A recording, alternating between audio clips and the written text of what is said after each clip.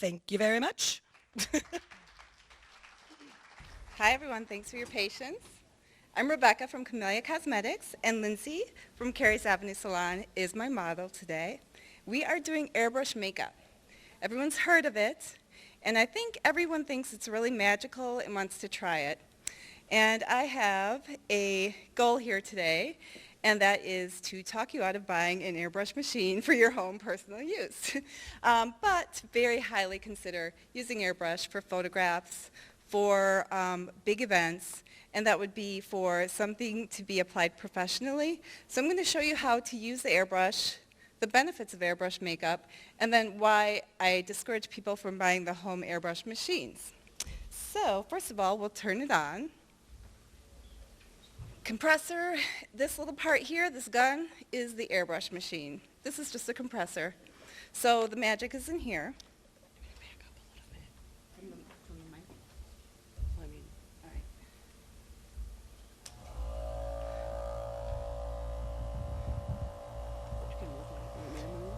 No, we're good. We're good. Okay, so the first thing that you need to know is this thing has to be so clean. You have to clean it incredibly well, and there's special airbrush cleaners, but that's the first place everyone goes wrong is they want to use their own makeup. They don't want to clean it every single day. Professionally, of course, we're going to be usually cleaner than you are at home, so we do clean them every single day. The nozzle is like a needle. It is very thin, so that's where it will get clogged if your makeup gets just like a little bit dry in there, then your needle's clogged and you're done. So that's reason number one not to buy one for home, because you have to spend 5 minutes cleaning it every day. To use it at work, it comes out and it's right away like a forceful spray.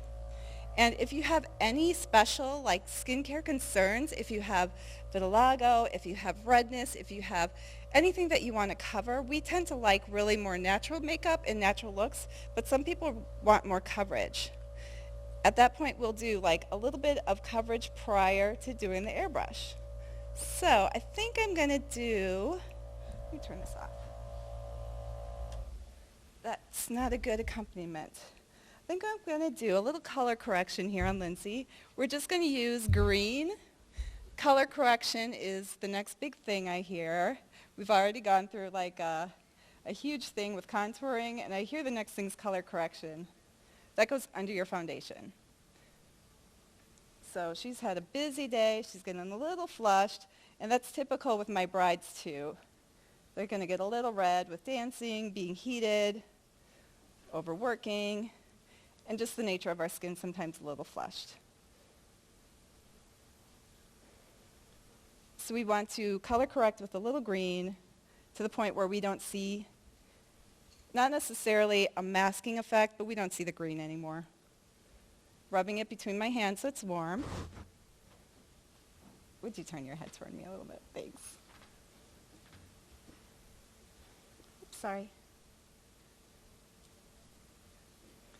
And the idea is green cancels out red because it's opposite on the color wheel. Color palette has all kinds of colors in it.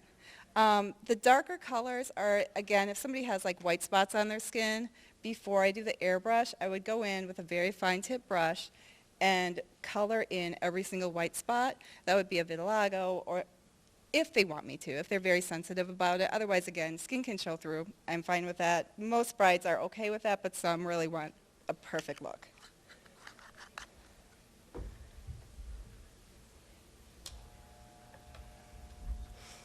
All right, compression's on, but I've got to give it a minute. And I'm going to have you just close your eyes, and when I tell you to hold your breath, hold your breath. So I'm using my hand to protect her hair. The bride's going to have an updo and a very fancy hairstyle. We want to get her whole upper body. I'm going to have you turn toward me because you can't really, yeah, thanks. Every time I start my airbrush, I hit my hand before I hit my bride's skin because we don't want to shock her with a hit of air. And I'm going to have you hold your breath now. So we're going over nose and mouth, and at that point I tell her to hold her breath so that she doesn't hold her breath the whole time, because human nature is to just want to hold your breath when air and makeup's coming at you, and you can breathe naturally. Every time, again, I'm hitting my hand first. And airbrush is a matter of having faith. Having faith, go ahead and turn toward the audience a little bit. that we're going to get the coverage that we need from very fine spray. And you can hold your nose and mouth again, like hold your breath. So as you can see, it's a little more complicated than, say, doing a foundation, swiping it on. All right, my goal is, when I'm done, is when my machine's empty. It's a little cup full of watery makeup. When that's empty, I'm done. Please don't touch your face. Okay, the number 2 reason I don't want people really thinking airbrush is an at-home makeup is because I just told her not to touch her face. If you look at airbrush within the first 5 minutes, it's not on as evenly as we want the final effect to be, or as like a normal makeup would be. So you want to kind of get in there and rub it around and touch it. What will happen if you do that is you'll create a hole in your makeup, which is basically been sprayed like a lot of different layers on. So if you create a hole, there's no way to repair that hole unless you take it all off and start all over again. So it's a very, very touchy makeup. Go ahead and turn toward the audience. And generally, I just stop there with the airbrush. It's not a wow factor. The wow factor comes with the rest of the makeup. You can airbrush blush, we can airbrush big details. I don't like to airbrush small details, like eyeshadow, lips, anything like that. There we want to really just make it very specific to what that bride wants.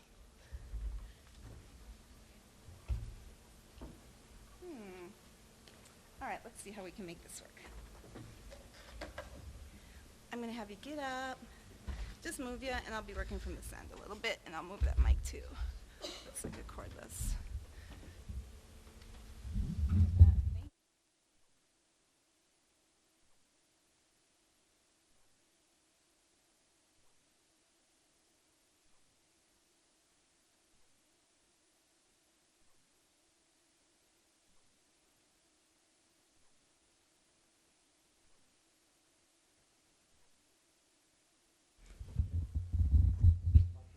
All right. Okay, thanks.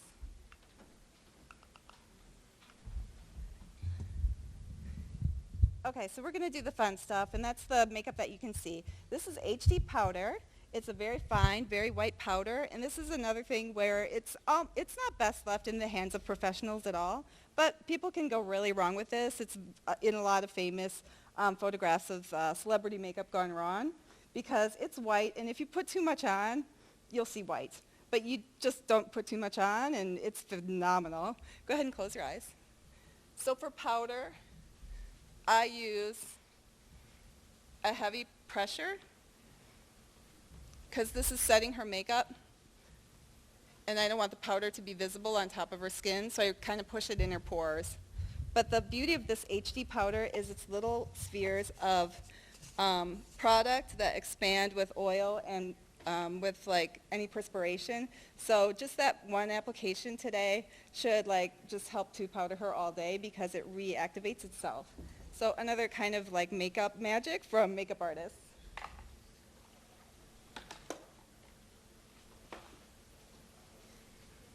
Whoops. That happened. Like a salon, I have to leave it down there. Have to have alternate brushes. Okay, so for contouring or bronzing, everything's very brown. This is actually her bronzer, but it's a brown bronzer, and I'm just going to use it to contour because that's been something people are interested in too. Our cheekbone is shaped like a teardrop, so contouring is not a straight line. It's a cupping under that teardrop cheekbone. And that's basically done.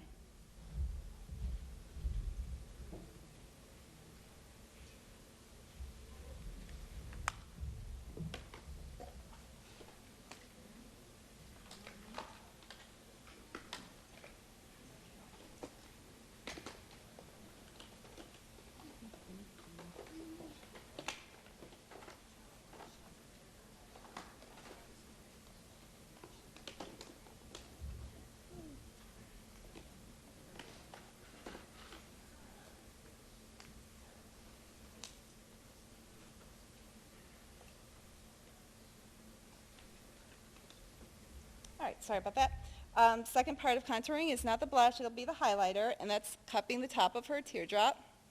So I'm not highlighting around here. You can, but that's not the new style. The new style with contouring is cupping the top of her cheekbone.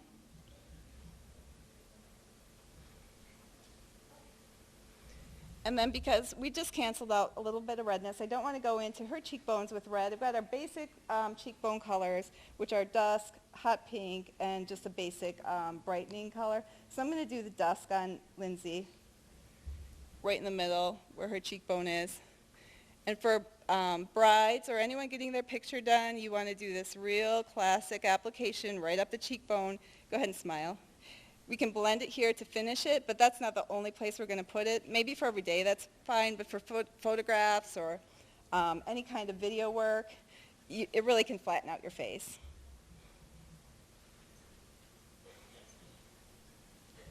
So by putting the blush in that classic application, a little bit of touch up here so it just isn't like in one section, then her cheekbones are popping.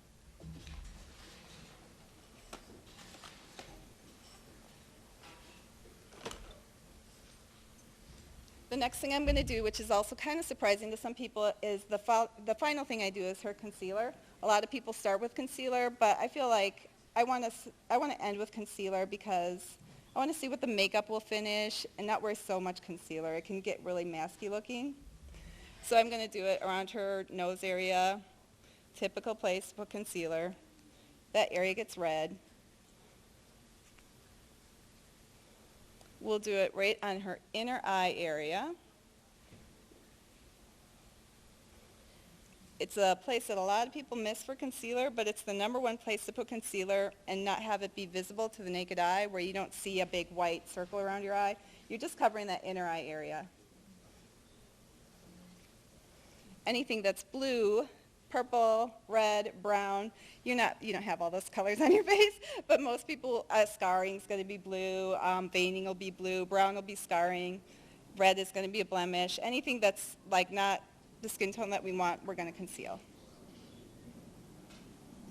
Go on here. Thanks.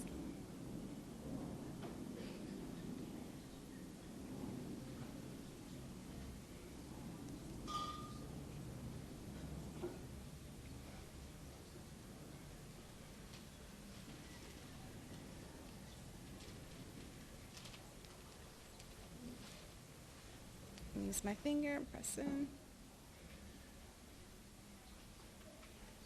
And the finger is the best way to blend this, and I'm pressing it in as opposed to rubbing it away or rubbing it around. And I know it'll absorb in as well to look more natural.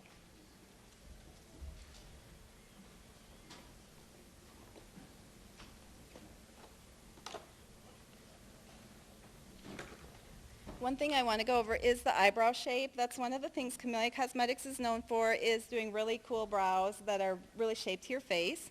And the way we do them is looking at your natural brow and what it can do, and then we're very angular with it. So I usually start at the end and do what I call like the top of a diamond. So diamond is like two corners on top. So it's a very angular thing that we start with. And then it comes together when I comb it through and make it work. So I'm just going to powder on her brows here, starting with the end. And so you don't have to learn geometry and do all those angles. Really the end of the brow, or the highest point to the bottom, is just right after the color iris. So right there is the outside of her eye color. That's where her brow starts, or the end of her brow starts. So that's a straight down action. Here I will just turn in my brush, do kind of a rectangle, and come straight up too. And I'm doing this to match your hair. Totally cool to have natural brows every day, but for the demo and for an event, if we were doing a smoky eye, then a really nice sculpted brow kind of tells people, like, while they're talking to you, to talk to your eye, and this is a subliminal message, not to let their eyes wander past your brow line.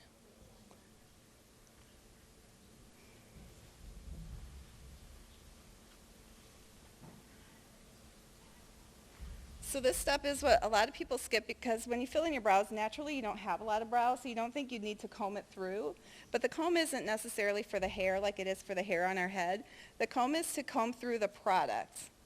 And you can use anything to comb through the product with this, is lightening the product and also creating little hair-like strokes through the product so it looks more natural.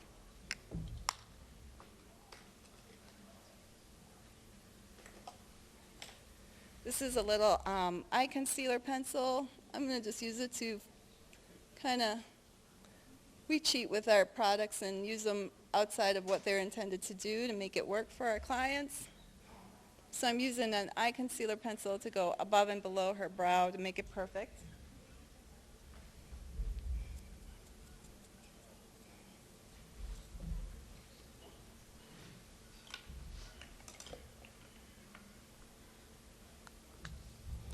You got some nice brows, Lindsay. Healthy.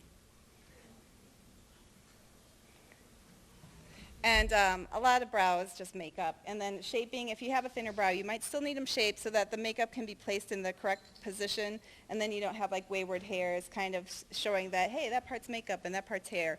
I'm not saying get rid of your brows by any means, but we'll know where to remove stray hair. A professional will know. And Camellia Cosmetics does have licensed estheticians, so we do remove stray brow hair and do really beautiful brow shaping. It's one of our main things. So just coming straight down.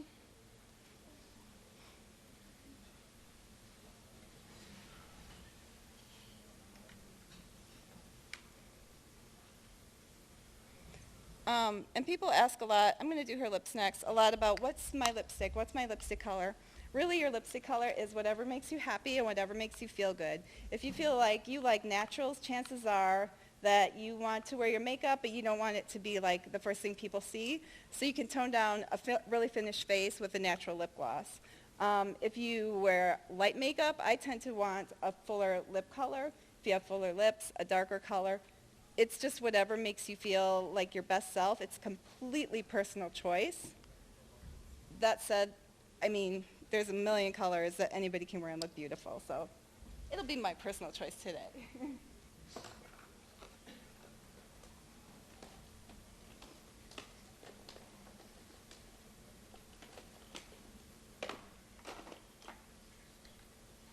Do you wear lip gloss a lot or lip products a lot, Lindsay? Chapstick. That's okay. That's what I thought, knowing you. So I asked her what she likes. Let's assume it's for an event, so we want to go chapstick, but the next stage. So we'll fill in with a little natural color. And then I'm going with a tinted balm. So it'll be like the chapstick that she's familiar with, but it'll have some color to it.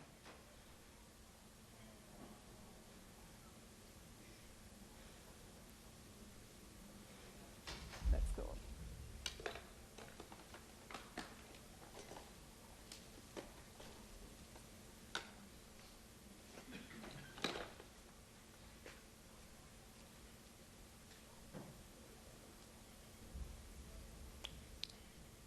Tinted balm. Does that look like something you might be comfortable with?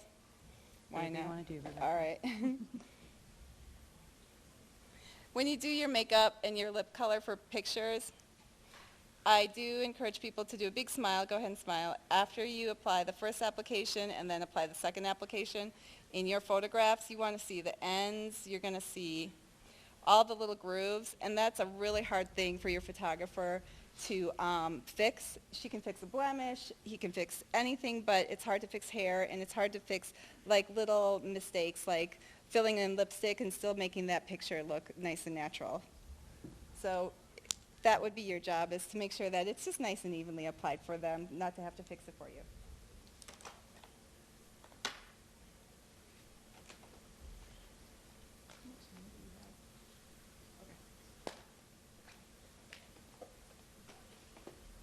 Finally, we would do her eye look. The eye look is actually like number one thing that people want for their wedding makeup.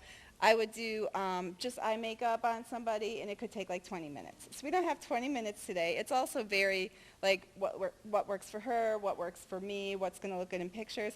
So we're going to go with her eye makeup the way it is now. And then I might do your eye makeup on the side if you want to finish and get your makeup all done. The final thing we have is called Model in a Bottle. It's a fixative spray to keep your makeup on. Everything is non-comedogenic, non-acnogenic, very lightweight. Doesn't feel heavy on your skin at all. You shouldn't feel your makeup on your skin. You shouldn't wipe it or even look like you're going to wipe it and it's going to move or come off on a hug on somebody. But this will make sure it doesn't come off no matter what. Go ahead and close your eyes. Don't open them yet. It's kind of hanging there. It smells good, doesn't it? Mm-hmm. So this is one of our, go ahead and open. This is another little trick that we use just to make sure that a bride's makeup's going to stay all day, from morning till night. I've had brides say their makeup has lasted into the next day. Don't advise that, but hey, you got to do what you got to do sometimes. So this is airbrush makeup demonstration. Camellia Cosmetics, we highly encourage it for events, for brides. It's bulletproof. It photographs beautifully. It looks really natural. It's not a mask at all. But I would discourage it for home personal use. It's very fussy. The machines, we have 4 machines. At any one time, one's out. We don't know why. So it's very fussy and very expensive to invest in at home, but I'd highly recommend it to come in. We do just airbrush alone for $25. You can do the rest of your makeup, or just come in and do all your makeup, start with airbrush, and it's really going to be very long wearing. And that's it.